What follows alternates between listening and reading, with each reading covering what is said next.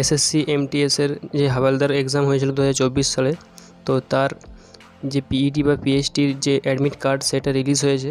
তো তোমরা এই পিইটি বা পিএইচডি অ্যাডমিট কার্ড কীভাবে ডাউনলোড করবে সেটা এই ভিডিওর মাধ্যমে জানাবো। পিইটি এবং পিএইচডি যে অ্যাডমিট কার্ড সেটা কীভাবে ডাউনলোড করবে দেখো, তোমরা প্রথমে স্টাফ সিলেকশন কমিশনের যে অফিসিয়াল ওয়েবসাইট, সেই অফিসিয়াল ওয়েবসাইটে চলে আসবে।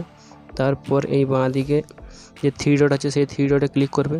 তো 3 ডটে ক্লিক করার পর দেখবে একটা অ্যাডমিট কার্ড বলে একটা অপশান আছে। তো এই অ্যাডমিট কার্ডে ক্লিক করবে। তো অ্যাডমিট কার্ডে ক্লিক করার পর এরকম একটা ইন্টারফেস খুলে যাবে। তো এরকম ইন্টারফেস খোলার পর তোমরা এই আদার্সে ক্লিক করবে। তো আদার্সে ক্লিক করার পর তোমরা এই নিচে এখানে দেখতে পাচ্ছ download call letter for PET PhD in respect, এই জায়গায় ক্লিক করবে। তো এই জায়গায় ক্লিক করার পর তোমাদের এরকম একটা ইন্টারফেস খুলে যাবে। তো এখানে তোমার রোল নাম্বার দিয়ে দেবে। রোল নাম্বার টাইপ করার পর এখানে সাম অফ বলেছে 8+3, মানে যেখানে যার যেমন আসবে, তো যেখানে সাম অফ দিয়ে দেবে।